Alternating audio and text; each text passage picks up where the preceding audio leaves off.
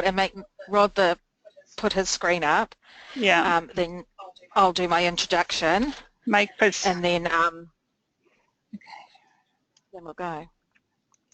Okay, Rod, I've just made you the presenter again, so we should see if you accept to share your screen or whatever you have to do, we should be good to go. Wonderful. Okay, Tracy, let us know when you're going to start the broadcast and then I'll start talking. Okay, I can start the broadcast now if you like. If you press record. Yes. Okay. The broadcast is now starting. All attendees are in listen-only mode. Good afternoon, everybody, and good morning to those who are not located in New Zealand. Well, welcome everyone to our first webinar series of 2017. My name is Tanya Peters and I'm from the Safe Communities Foundation New Zealand, and along with Tracy Earle we are your hosts for this webinar. Apologies from Megan Brotherton from Australian Safe Communities Foundation, who is currently en route to Melbourne. Now, just before we hear our presenter this morning, just a few housekeeping matters. We've got a fantastic presenter lined up today and we do have time for questions. We want this to be interactive, so please ask questions. Each participant has access to the GoToWebinar control panel on your screen, so just take a minute to familiarise yourself with its features. If you're having any problems, please send us a message via the control panel and we'll endeavour to resolve the issue. You can ask a question during the presentation. You can type your question area into the control panel and we can answer you there or we can read it out. Or you may wish to put your hand up. You can click on the yellow hand control on your control panel. If we can't answer your question, or if there isn't time at the end, we can answer via email. This webinar is being recorded and will be available for viewing early next week. Now I'd like to introduce our presenter, Dr Rod McClure. He's a public health physician and injury epidemiologist with 30 years of experience in injury control that covers the research and practice continuum. Now I'm going to hand over to Rod, who's going to present on injury prevention as social change. Over to you, Rod. Thank you very much, Tanya, and thank you to you all for this opportunity to chat with you about a topic that I'm sure we're all commonly interested in. I think I'd like to undermine before I start, though, any notion that this is an expert presentation. You'll be amused when we get halfway through this that you'll find that what I'm talking about sometimes is new knowledge. Beliefs and practices that you've been using and developing for the last 20, 30 years, while other colleagues of yours have been running down other paths thinking that they had the right answer. I think this talk, to some extent, starts off with the authorised version of injury prevention and then moves into a type of injury prevention with which you're much more familiar. And what I'm hoping to do over the course of the next 45 minutes is provide an underpinning of concept, perhaps a little bit of theory, perhaps a little bit of justification on the basis of the literature for some of the work that you're already doing, rather than coming up with some ideas that I want to tell you about that I think are new. The one thing that strikes me always when I'm approaching a new topic with people from different disciplines is that if we start talking about the how, if we start talking about our belief systems, our foundations for knowledge, we get very quickly bogged down and we tend to disagree before we get anywhere. If, on the other hand, we start talking about where we want to go or what our goals are, then we find there's a much clearer and a much quicker agreement and consensus reached. Most of us have a sense of what we're trying to achieve, even though we try to do it from slightly different perspectives on many occasions. So I'm starting this talk with the notion that, and it's a premise which could be discussed in itself, but for the sake of this talk I'm starting with the notion that the goal of injury prevention research and practice is to reduce the population level indicators of injury-related harm. That's the morbidity and mortality in a population that you count in frequencies, that's where we're trying to reduce. And if we're trying to reduce that, then we're immediately shifting into this notion of how to get population level change, because it's not individual risks we're dealing with, but frequencies or number of mortality and morbidity that we count at the population level. And just taking some data from the United States at the moment, because this data I have available, at the population level, the information is telling us that we're not doing really half as well as we might think we're doing if we get our positive reinforcement from specific pieces of work in specific parts of the condition in specific parts of the country or specific parts of the world. Now, you'll have data that you're used to looking at that represents either your community or your country. New Zealand, for instance, will have data that's a little bit similar in some respects, but different in others. The big success story in injury has tended to have been the motor vehicle crash injury reductions. And if you look in the US, at the transport-related deaths between 1999 and 2014, they flatline up to about 2007. They drop a bit to 2010, they flatline again, and they're now going up. Falls are going up, and they're going up in Australasia and Pacific as well. Poisonings are going up dramatically in the US, largely because the prescription drug overdose problem here is more significant than in the other countries in the world. But we've recently looked at the Australian deaths data, and there's an increasing prescribing practice in Australia as well. I haven't checked the New Zealand prescribing, but in the US the increased deaths tended to be correlating with increased prescription opioids prescriptions. Homicide is going up in the US in the last couple of years. Suicide has been going up for a long time. So these are the sorts of things that we'd like to bring down. Now, in some of these lines, they are going down in Australia. Child injury tends to be going down as well. That's not listed here as a subpopulation, although to some extent a lot of that child injury related deaths is because of the successes in road safety. So not that I want to actually say very much about these directions, but I just want to say something about the fact that we need to look at this bigger picture if we're trying to make some meaning of what we're doing in injury prevention. Unless we're doing something about these population indicators, can we really say we're succeeding as public health injury prevention practitioners and researchers? Now, in the past, it's been well recognized that injury is a consequence of a complex web of social, economic, and environmental, criminal, behavioral factors. William Haddon himself talked about injuries as an ecological phenomena.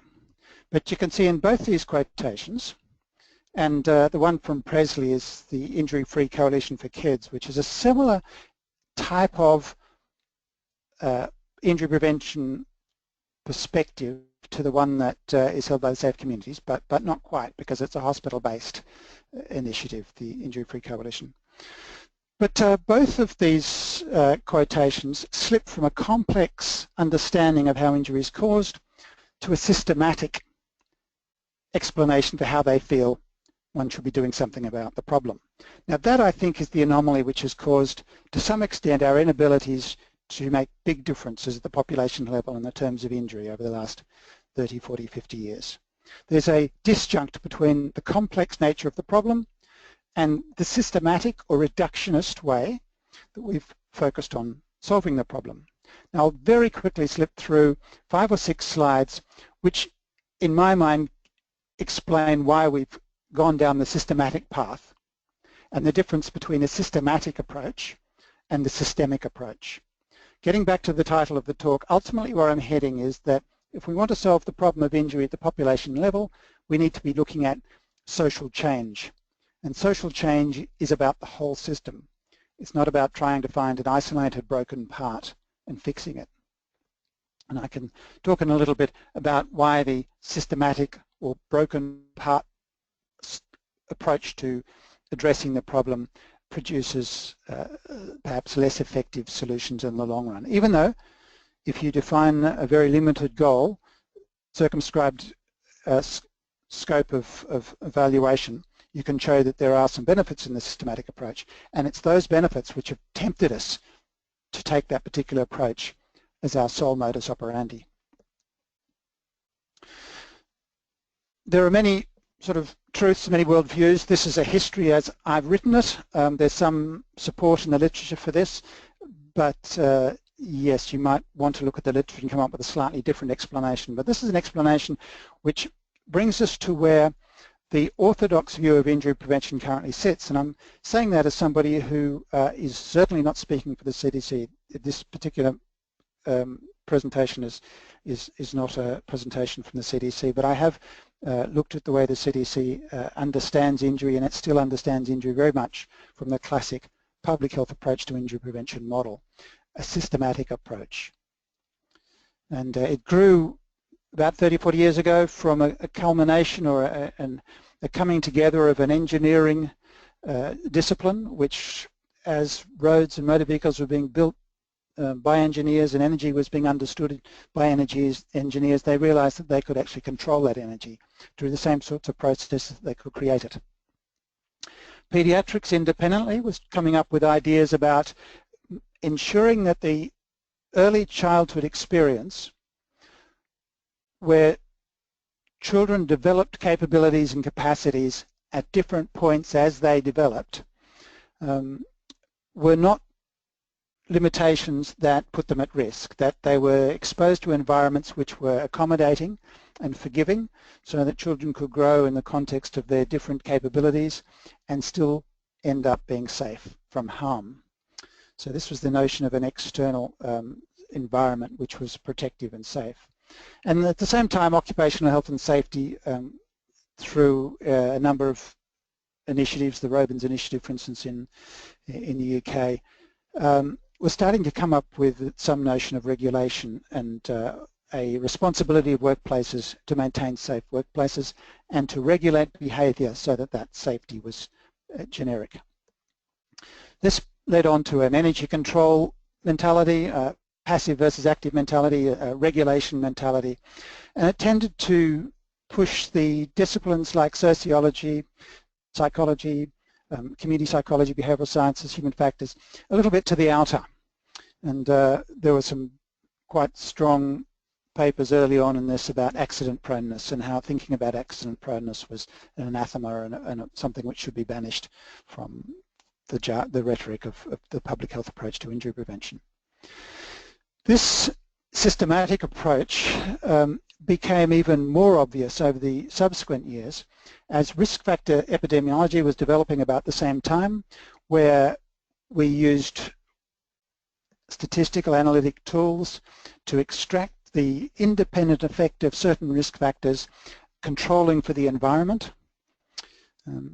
Clinical medicine was focusing more and more on evidence-based medicine, and I'm talking very recently really in the scheme of things.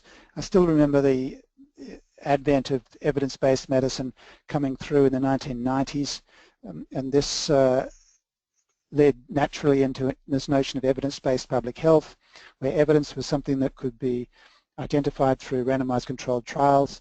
And largely I think these sorts of trials is more about a search for certainty rather than is the search for evidence. The validity of these studies were able to exclude the threats to validity and provide greater precision around certain pieces of information. And even more recently we've been talking about precision medicine, and there have been papers now published on precision prevention where we tailor our prevention processes to the individual risks that an individual might face compared to another individual within the same sort of general category. So this is where we've been heading in the classic evidence-based systematic way of identifying broken parts and fixing them and replacing them.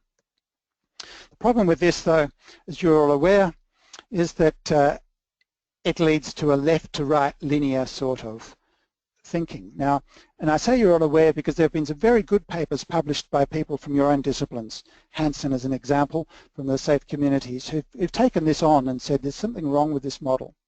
The model, though, is still advocated by the establishment largely.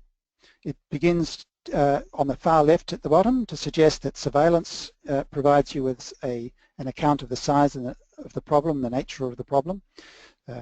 The risk factor identification is then something which is done using such tools as modern epidemiology to identify those aspects of, and it's often the proximal environment around an immediate injury risk that can be isolated out of its context, that countermeasures, and this is the intervention development, countermeasures can be identified to counteract that risk factor, often an energy exchange, that those countermeasures can be rolled up into a program with a specific target group and then scaled up, and the results of that evaluated and monitored using the surveillance, which closes the loop again. So one of the problems with that that's been identified is that that area on the left of the orange bars is often done in research environments. The work on the right is often done in the real world, and there's a piling up of supposed knowledge behind that barrier and what people call a research to practice block. In fact, the whole idea of crossing that block and the various mechanisms for doing so has become one of the major foci of both researchers and practitioners. And while the linear left to right research to practice pathway exists, we've had a lot of trouble doing much about addressing that well-recognized issue. We started off translating knowledge to practice, and the word translation indicates the extent to which you've got to take a language from one area and turn it into another language before it's actually understood. In many cases, this was using information brokers or shouting more loudly or being at more meetings. Dissemination and implementation science also developed as a sub-scientific discipline of its own, where this was a case of trying to identify the facilitators and barriers which prevented the uptake of what appeared to be the evidence on the left, being widely disseminated on the right of that linear pathway. Adaptation was another approach that was started to become more popular when people realized that the dissemination implementation science really wasn't achieving its potential or its ideal result, where in adaptation we no longer expected an absolutely faithful implementation of a research program that was created in a laboratory, because in the real world it isn't a laboratory, there are real world needs and necessities, and that the essence of those programs can be maintained while still adapting the ways in which the uptake is achieved. Hence the program was expected to be more palatable and more implementable and therefore more effective. And more recently still, perhaps, there's been a recognition of injury prevention using the knowledge of public policy to try and understand how dissemination of science takes place, and that it wasn't simply a case of going left to right along this linear pathway, but you could stay, yes, within the general rhetoric of this linear pathway, but sit on the right side of it and pull information from the left. So that you started in the real world, and you started with the public recognition that there was an injury issue of importance, that if you combine this with political will to get something done, and the third element, a well-developed evidence-based policy that was just sitting on the shelf, then you could take advantage of this window of opportunity that had been created and bring these three things together and achieve policy action. So this is the conceptual model of Kingdon, his windows of opportunities model or social policy model, where he said that policy moved forward in these sudden leaps when you were able to achieve this convergence of the three components, and that the role of practitioners was really to look for opportunities where they could bring these three components together and perhaps encourage these situations, that open these windows where you had something like what's called an outrage event that you could use to generate awareness in the public that this was a problem, and that with some advocacy that you put in place argued that there were political benefits and no disbenefits for politics in all of its forms to buy into this issue, and then if you had an evidence-based policy that you could slap on the table and say, this will answer the problem, this will address the problem, this is what you need to do, this is how much it's going to cost, and this is what you're going to get back for it, then you'll get some intervention. Now even at that point though, I will say you don't get the right intervention, and it still leads to a quick fix mentality that comes from this fix the broken part approach.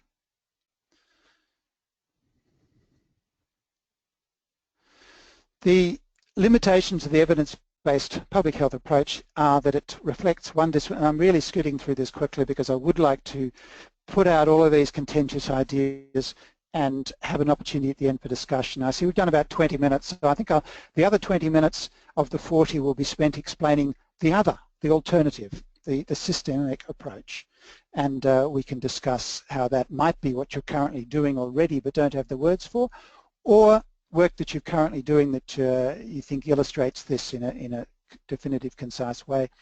The limitations of the classic evidence-based public health approach that it reflects just one discipline. It expects risk factors to be able to be isolated from their context. We know we can't do that. Effects of these are quantified in evaluations holding all else the same, and you can't hold all else the same in the real world. If you're trying to do evaluations, you can't adopt the classic evidence-based approach because the real world is changed by the intervention. And the world is actually using component parts that are well beyond what can be reduced to a controlled trial. The parts that are evaluated in randomized controlled trials are only small parts of an actual intervention. Requires social institutions, social structures, social capabilities, really in order to bring those component parts to practice. And it's those social institutions and social structures and social histories and social contexts which are as much part of the intervention, I'm arguing, as the reduced components that are ever evaluated in RCTs. The notion of a population as your patient is a critical one. Identifying the results of the population just simply as a sum of individuals doesn't work, and focusing on trying to affect individual risk behaviour instead of collective risk behaviour neglects the fact that it's the between-person risk factors and the way that we organise our structures that are actually the drivers of the large proportion of the risks that are all faced, not necessarily the risks that can be measured at the individual level. So if we want to make big changes and big differences, we've got to change structures, not behaviours. Except that behaviours will necessarily be changed as a downstream consequence of the structural changes we put in place. Now the essence of the systematic versus the systemic approach is the recognition that the world's problems lie on a spectrum between highly technical at one end and highly adaptive at the other. And I'm using these terms here in the context of learning theory, not necessarily saying technical equals technology, but technical equals those sorts of things which break, for which you can bring in an expert and replace a part and fix. Adaptive challenges are those which are difficult to identify even as challenges. People debate what the real challenge or the real problem is. They require people to change their values and beliefs in order to understand or address the problem. The people who have the problem really are the ones who have the power to control it, that no outside expert is identifiable, and certainly no outside expert has the authority to work in the space that needs to be worked in if these adaptive challenges are to be fixed. And in many cases we don't even have the answer. We need to continually work and evaluate and apply and reconsider through a process of disciplined inquiry and ask ourselves, what are we doing that's making what sort of difference, and what can we learn from that so that we know what we do next. Injury epidemiology has tended to work around identifying the broken part as if fixing that is going to solve the problem. The fact that we can't even reduce road safety in large high-income countries like the US means that there's a lot more to the problem than simply the seatbelt. And this is all material that's not new to you. You're probably the audience that least needs to hear what I'm saying at the moment, except perhaps to provide you with support and confidence that what you've been doing actually is now starting to be heard by people in places where I've been working. We need to develop a better and better understanding of the structures that explain the behaviour of the system. And we need to work to change the system so its outcomes become closer and closer to those which we prefer. The diagram here, it's not really necessary for us to go into it, but it's a replacement diagram for the left to right linear model. It's arguing that the systemic approach needs us to think in systems. It needs to go through a collaborative, adaptive inquiry and action, adaptive action, keep changing what we do, looking at the result, and we need to develop the science to support this approach, because the science that we currently privilege is not the science necessarily that gives us the complete answers to our needs. And that if you combine these three things in an ongoing interrelated way, I'm arguing that we'll end up understanding and taking on board and achieving a systemic way of doing business instead of the highly reductionist way that we've used in the past. Now I'm going to go through 3 slides here, one talking about what's a system, one talking about what's collaborative and adaptive inquiry, and one talking about what's the science that we need to learn. So a system can be reduced, I think, simply just to 3 dot points. They're elements, they're things, they're components. The second thing is that there need to be relationships between these elements, and that these elements and the relationships between them can be defined in a way that allows them to be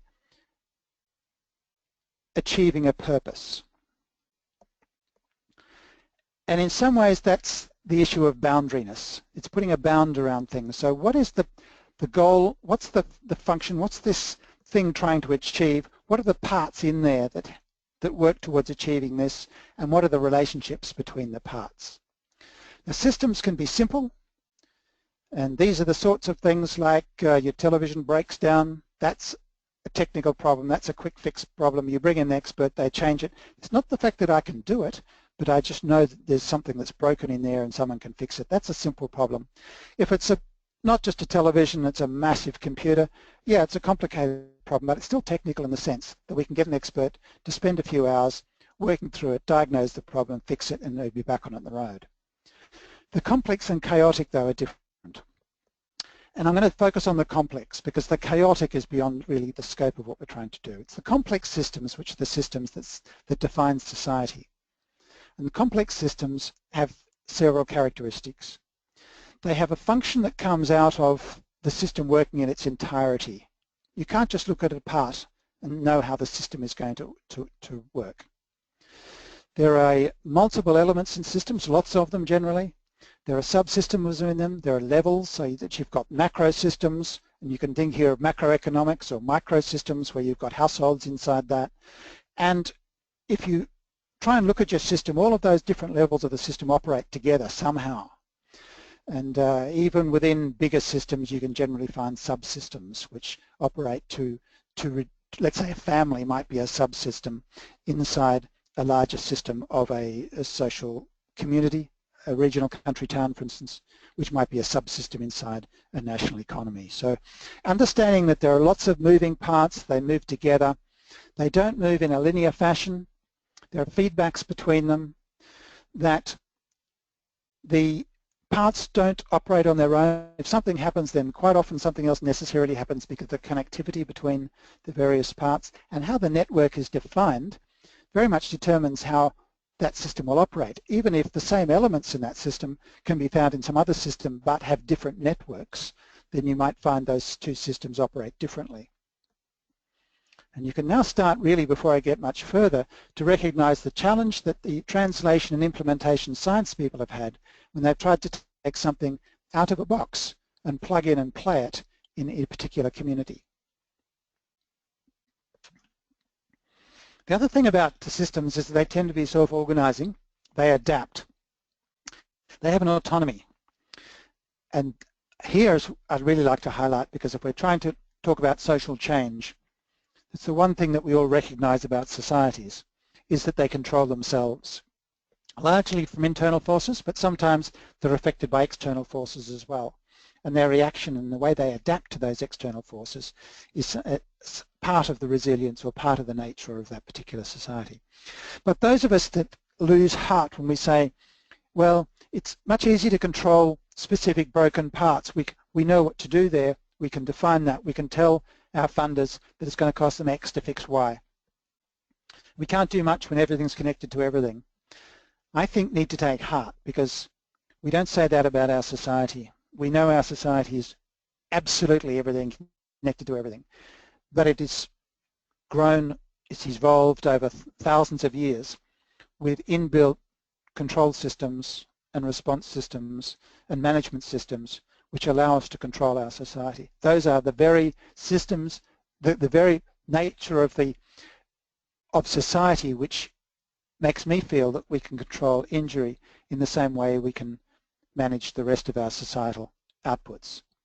In fact, if society are a group of people who've come together to improve the collective well-being, otherwise we'd still be back where Hobbes left us,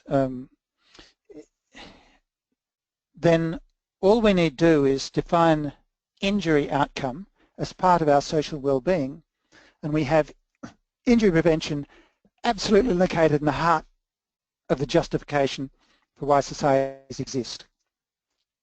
Injury prevention isn't something done on the side. It isn't something which gets in the way of business. It isn't something which interrupts people's freedoms. Injury prevention is in fact the reason society has created, and society has the capabilities to ensure that we become more and more structured to become less and less affected adversely by the adverse consequences of this thing we've previously defined as the other, that thing called injury.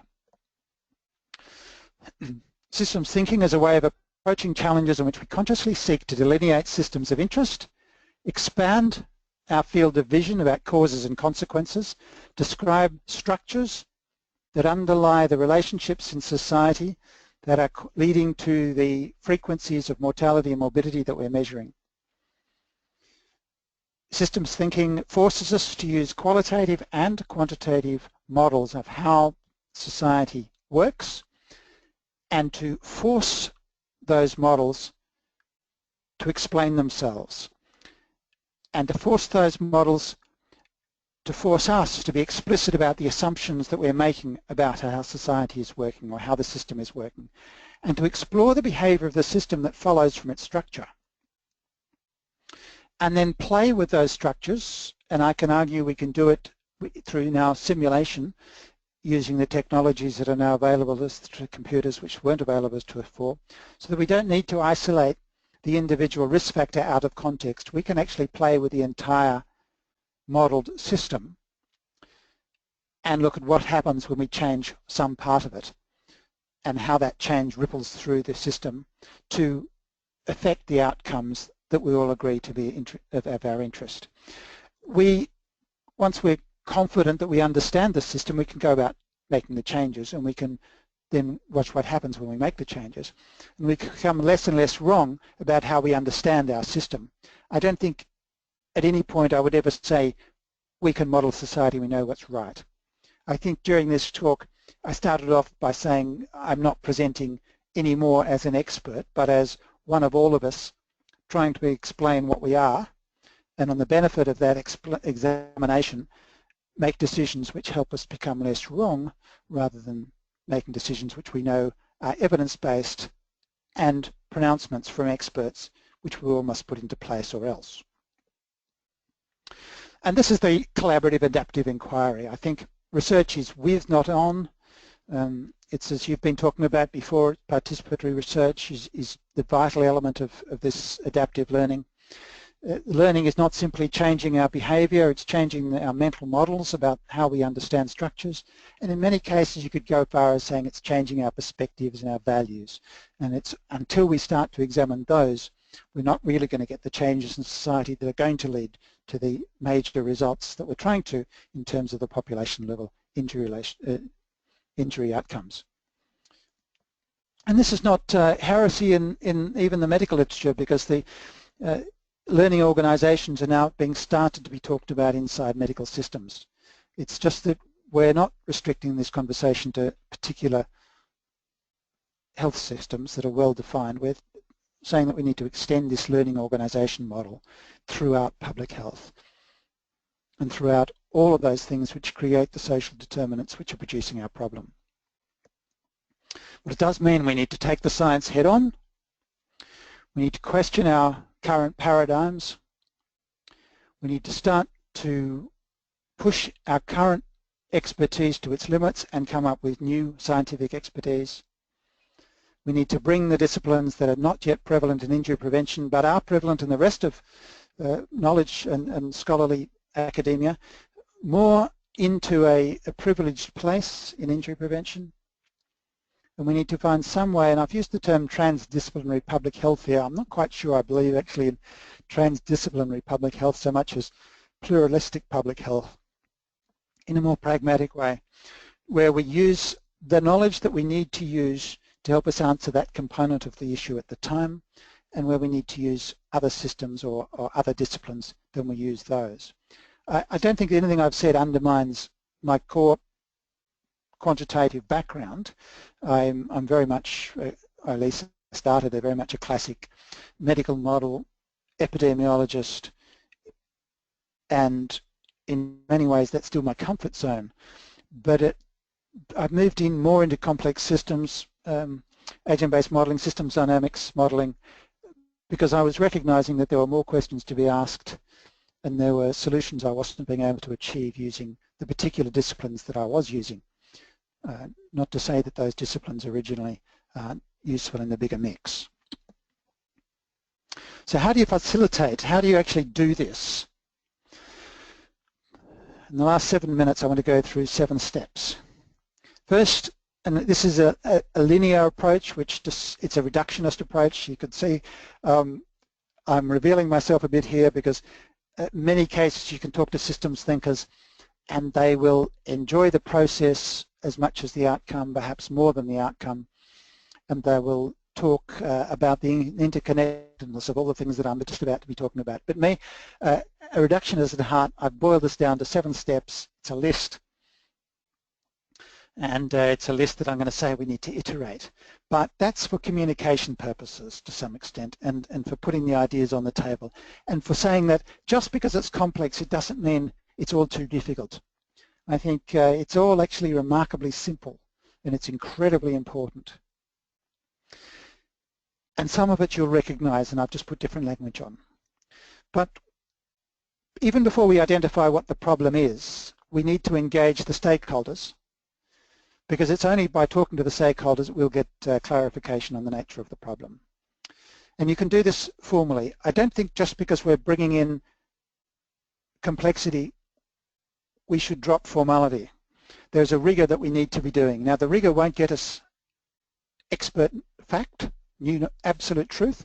The rigour will help us though move away from error more quickly and become less and less wrong more efficiently, effectively. This isn't an anything goes approach. This is a highly rigorous approach. But we need to find out from the stakeholders who they are, who owns this territory. There's not much point us sitting as public health practitioners in a room saying everyone should listen to us. We actually need to have everyone in the room who's actually got responsibility and ability to change things. And we need to find out what their issues are and where they want to head. And we need to analyse the what and why and how of this all, and then the who's missing, and get them involved as well. So there's very much a stakeholder engagement.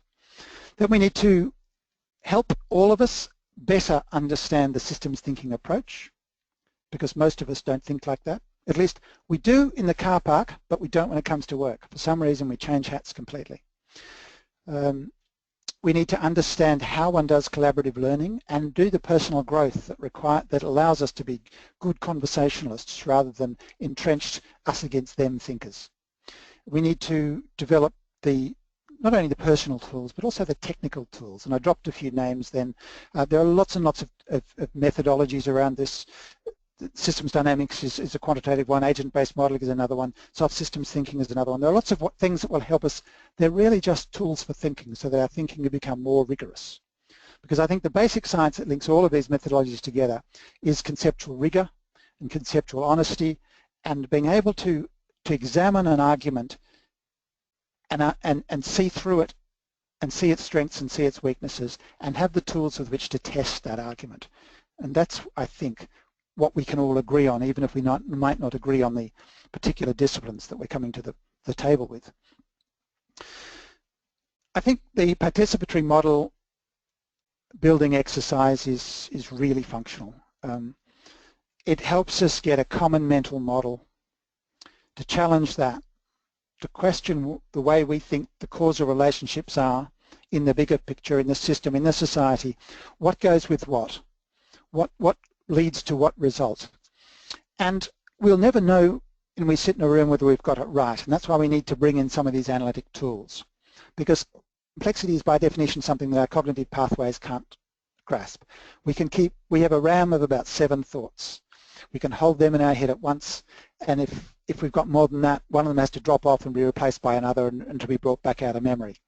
You can't imagine, once you've got a dozen or so critical elements, all reacting with feedback loops, with nonlinear influences, how that's all going to function. So we need to model that to see how it will function. We'll test it in computers, on paper, conceptually just with our colleagues to start with, but ultimately test it by putting things in place in the real world and watching it. It's just that it's a lot more expensive. It takes a bit longer to put it into the real world and watching it.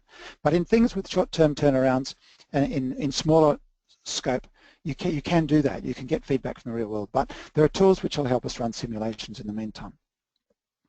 And then the final 3 aspects of this, which are not trivial, is that you identify points in the system where interventions can result in maximal benefit. So you're looking for leverage here. Everything is connected to everything. It is, if it's bigger than Ben-Hur, hard to grasp in one intervention, but you can find the wolves in Yellowstone Park, which, when you introduce them, can have downstream ripple effects that change the direction of rivers. We can go in and change society. We can go in and make a big difference for long-term outcomes in complex systems. If we understand the system, we know where to pull the levers, and it's pulling the big levers that we want to do. It's not just fixing the spark plugs.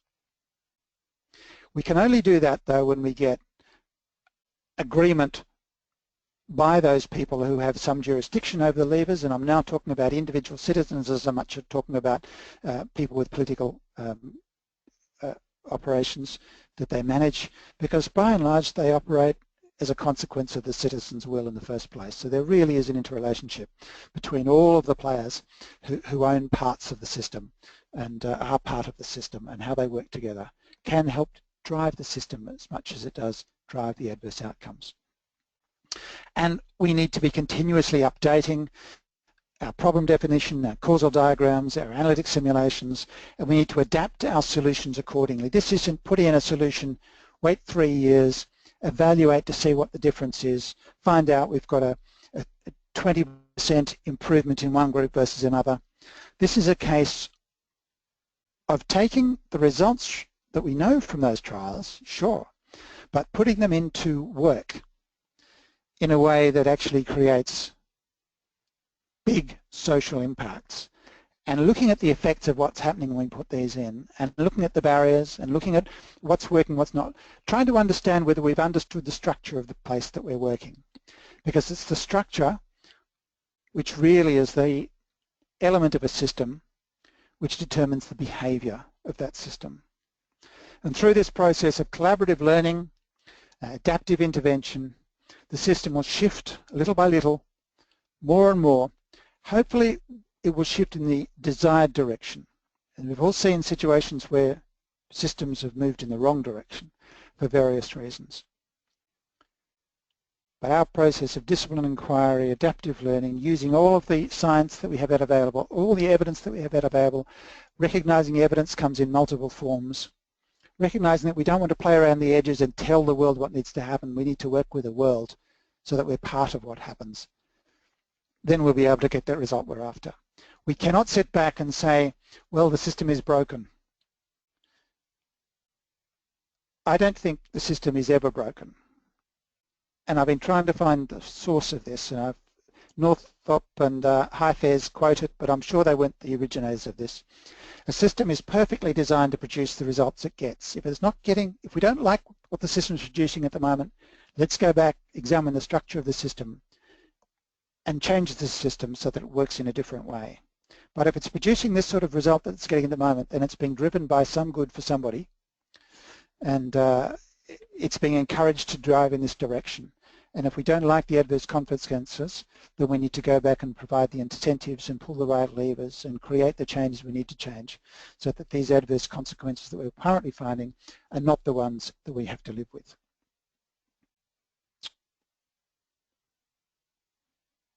Back to you, Tanya. Well, thank you very much, Rod. That was a fascinating presentation that you did, and I always enjoy listening to you and the ideas that you present there. I'm just going to hand over to Tracy to see if we have any questions. So if anyone has any questions that they would like to ask of Rod or any thoughts, please either raise your hand if you would like to speak and ask a question, or you can type it into the box. So Tracy, do we have any questions?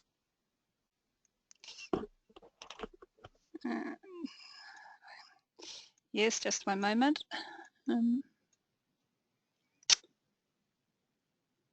We have a question from Michael Mills. Here's my question. Where do I write it? You can just ask the question. We can hear you just now. ask. Yep, you can just ask. Oh, okay. My question is, what is the lowest level in an organic sense? What is the lowest level to which you can define a system? Could it be a neighbourhood, a street, a community, a distinct, I'm talking in geographic sense, or are we talking national, whole of the country type levels? To what level can we go down to define and still be working within a system? That's Robert Mills, is it?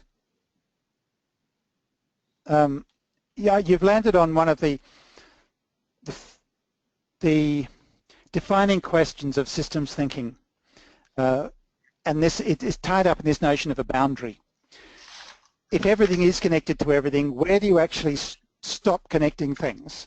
And where do you work within and say, these are those that are endogenous causes which affect each other in this causal set of loops, and to what extent is this affected by some exterior factor over which we have no control, we're not interested in discussing.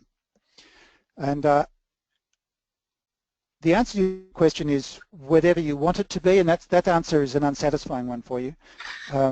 But you could have a system which could be as big as the household when you're sitting down collectively trying to work out how to manage the issue of skateboard injuries or whatever it happens to be. Now, there may be more effective ways of defining that boundary which will produce a safer household than simply defining that boundary around the household itself.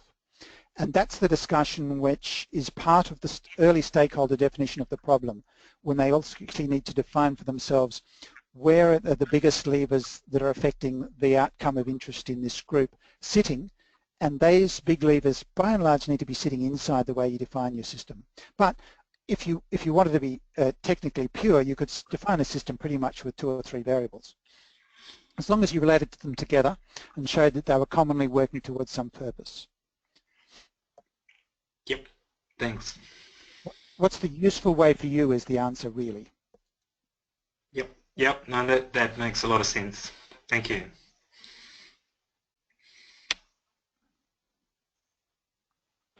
I'm sorry, Tracy, you've still got yourself muted. Can you unmute yourself? My apologies. We have a couple of questions that have been typed in. One here from Jonathan Jarman, who asks, Where does community involvement fit into a systemic injury prevention solution? Yeah, right at the heart, which is why I think I was trying to get across earlier on that while injury prevention experts have tended to drift away quite early on from community-based injury prevention because they felt they could sit outside community with policies or regulations or technical fixes. I think you've only got to look at how poorly we've achieved true injury prevention results over the last 20 years to recognise that you can't afford to leave community out.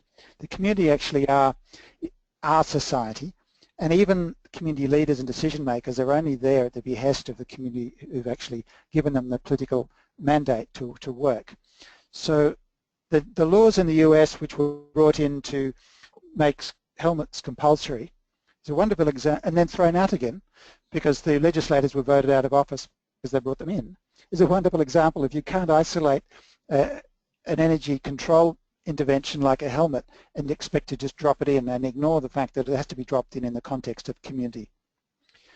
Community have to be part of the conversation as to what's acceptable. They have to be part of the conversation of what the problem is, and they have to be the people who authorise those externalities to actually put in the regulations that might be required. I'm sorry I take a long time to answer questions because I find them all so interesting, but if you try and reduce the injury death rate on the road in Atlanta, you can give responsibility to an individual to reduce their own, or you can say the individual really has to buy into reducing their freedoms, so they need to authorise the legislators to restrict freedoms universally so that the roads can become safer, so that as an individual on the road they run a less risk.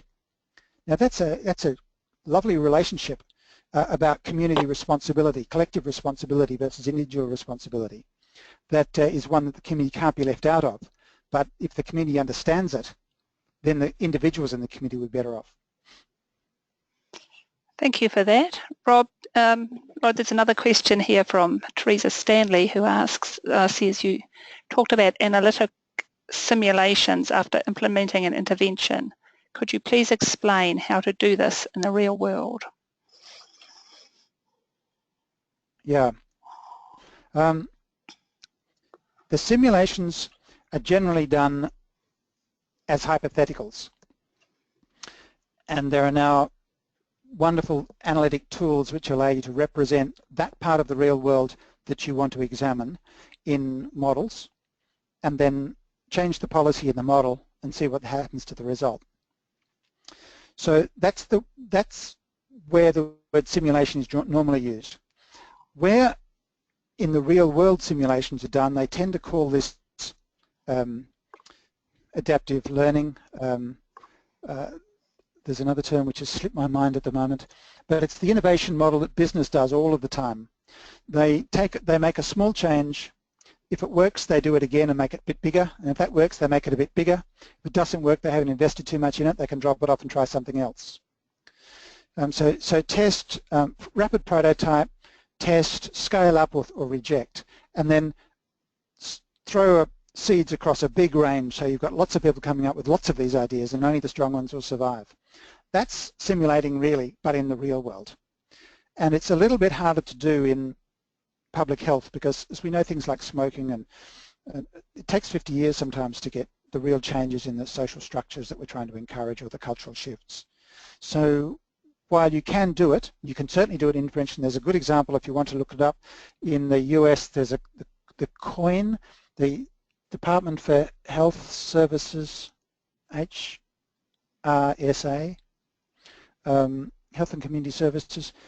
They're doing some COINS, C-O-I-N-S, all in capitals, and they've written it up on how they're doing this rapid prototyping model for injury prevention in children. And that's what I would argue would be the real world simulation.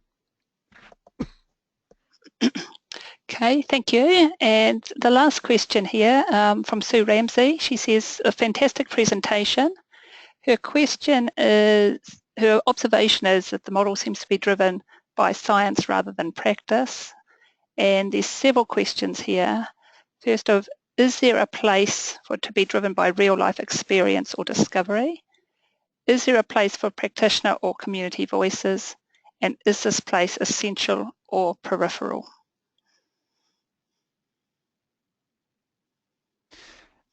Yes, you're quite right, and what you've identified is more a limitation in my presentation than actual limitation in the ideas that were there. I have this discussion here quite a lot with somebody, well, in the CDC. They're really practitioners, and they're arguing that practice-based knowledge is what I'm talking about here, and I agree with them every time they raise that. So the fact that I haven't got that information across to you is just because, as I say, I come from an old world thinking where I sit in, by and large, the research comfort zone. But this is an approach which allows practitioners to do practice and learn from it, and the rest of us learn from it as well. So it's practice-based science, and it's not a case of, I know this has been talked a little bit about from left to right where you translate research to practice, and it's sometimes been talked about practice to research. I would argue that that circle no longer distinguishes between practitioners and researchers. I would argue that the practice of science and the science of practice are absolutely integrated into the same thing. They're just two sides of the same coin, and that practitioners are as much scientists as scientists are practitioners if they adopt this model. Not sure if that answers your question. Thank you. I'm sure Sue will be in touch with you if she needs any further clarification.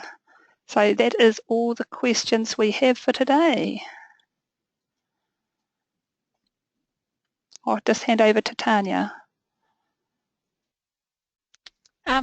Well, thank you, Rod, for presenting to us today, your evening, and taking the time to share with us. I'm sure that everyone got a lot of information out of that presentation. Please feel free to either email us at the office if there's any questions. We can collate them if you think of anything else and forward them on to Rod. And also a reminder to please fill out the survey at the end of this webinar to let us know any other topics you would like addressing, or any feedback is welcome. And just to remind you, the reminder that this webinar has been recorded today, and there'll be an email sent out to all participants next week where it'll be available to view online on the website. So thank you everybody for your time today, and we will listen and see you all again in April. Thank you.